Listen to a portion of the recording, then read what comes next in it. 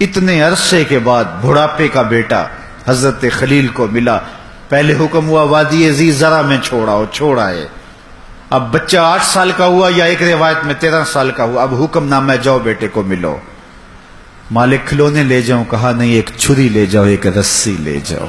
حضرت خلیل اللہ چھری لیتے ہیں، رسی لیتے ہیں، اور وہاں سے فلسطین سے سفر کرتے ہوئے مکہ المکرمہ میں یہاں پہنچتے ہیں اور اپنی زوجہ سے ملتے ہیں، بچے کا ماتھا چومتے ہیں. حضرت خلیل اللہ اپنے بیٹے کو ساتھ لے کے منا کی وادی کی طرف چلنے لگے. اب وادی منا میں باپ اور بیٹا پہنچتے ہیں.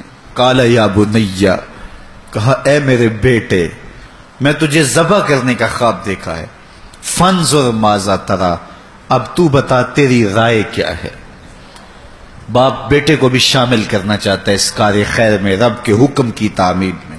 آج اگر باپ یہ کہے تو بیٹا کیا کہے گا؟ باپ ہو سفاک ہو، کیا بولتے ہو؟ توازن عقلی تو ٹھیک ہے، لیکن یہ فیضان نظر تھا یا کہ مکتب کی کرامت تھی. سکھائے کس نے اسماعیل کو آداب فرزندی. کہا اے بیٹے اب تو بتا تیری رائے کیا ہے. اب بیٹا خاموش ہو جاتا. اس کی خاموشی بھی رضا ہوتی. السکوت من الرضا، کہتے ہیں خاموشی بھی رضا ہوتی ہے. لیکن بچے نے جو جواب دیا ذرا قرآن کے لفظوں میں سنیے. قال یا ابت، اے میرے ابو. جب تحائف دے رہا ہو باپ بیٹے کو، جب بیٹے کا ماتھا چوم رہا ہو باپ، جب بیٹے کو باہوں میں سمیٹ رہا ہو، جب پیار بھری مست نگاہوں سے دیکھ رہا ہو، اس وقت تو بیٹا کہے میرے ابو، بڑی بات ہوتی ہے. لیکن باپ اسے ذبح کرنے کی بات کر رہا ہے. اس مرحلے بیٹا کیا کہہ رہا ہے؟ یا ابت، اے میرے ابو. اللہ اکبر. یہ نہیں کہتا ہے میرے ابو یہ نہ کریے گا، کس طرح آپ مجھے ذبح کریں گے. باپ نے کہا میں ذبح کرنا چاہتا ہوں. بیٹا یہ بھی کہہ سکتا یا ابا تذبح، ہاں ابو مجھے ذبح کر لیجئے. ذبح کے جواب میں ذبح یہ کامل جواب تھا، لیکن بیٹے نے کامل نہیں اکمل جواب دیا. باپ نے کہا میں ذبح کرنا چاہتا ہوں. بیٹے نے یہ نہیں کہا ہاں ذبح کر لیجئے. بیٹے نے کہا ذبح کیا ہے؟ یا ابا تفعل ما تؤمر، ابو ذبح کیا ہے؟ جو بھی کرنا ہے کرو. میرے بدن کو آگ لگانی ہے پھر بھی حاضر ہوں، ٹکڑے کرنے ہیں پھر بھی حاضر ہوں.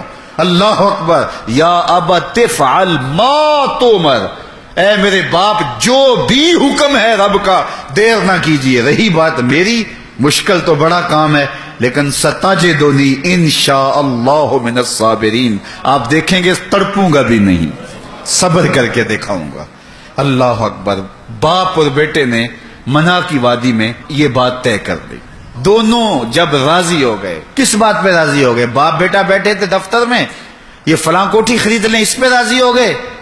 فلاں ماڈل گاڑی کا خرید لیں، باپ بیٹا اس پہ راضی ہو گئے. نہیں، باپ ذبح کرنے پہ راضی ہو گیا، پتر ذبح ہونے پہ راضی ہو گیا. باپ نے بیٹے کو پیشانی کے بل لٹایا کہ بیٹے کا منمونہ چہرہ میرے سامنے نہ ہو. رسی ساتھ لی تھی. کہا ابا جان مجھے باندھ لیجئے، کہیں ایسا نہ ہو کہ میں تڑپوں اور میرے تڑپنے کی وجہ سے آپ کو تعمیل حکم الہی کرتے ہوئے دیر ہو جائے. اور پھر کہا کہ اپنی آنکھوں پہ بھی پٹی باندھ لیں، کہیں میرا چہرہ آپ کے تعمیل حکم میں رکاوٹ نہ بن جائے. آنکھوں پہ حضرت خلیل پٹی باندھ رہے ہیں اور بیٹے کے ہاتھوں کو، بازوؤں کو اور ٹانگوں کو رسیوں سے جکڑ دیا گیا. باپ نے ہاتھ میں چھری پکڑی تو حضرت اسماعیل بولے ابا جان رکیے. کیا ہوا؟ کہا میری رسیاں کھول دیں. بیٹا کیوں؟ کہا کل کا مورخ یہ نہ لکھے باپ ذبح کرنا چاہتا تھا، بیٹا ہونا نہیں چاہتا تھا. باپ نے باندھ کے کیا. کھول دے رسیاں، نہیں تڑپوں گا. اللہ اکبر. رسیاں کھول دی گئیں. حضرت خلیل نے بدستور آنکھوں پہ پٹی باندھی ہے اور بیٹے کو لٹایا. قرآن نے اس منظر کو بیان کیا. ہاتھ میں چھری پکڑی، بیٹے کی گردن پہ رکھی. تیز چھری تھی، دھار دھار، اور گردن نازک، ریشم سے بھی نازک. چھری کے لگتے ہی کٹ جاتی نازک گردن. لیکن حضرت خلیل نے پورا زور دے کر کے چھری کو پوری قوت کے ساتھ پھیرا، لیکن ایک بال بھی نہیں کٹا.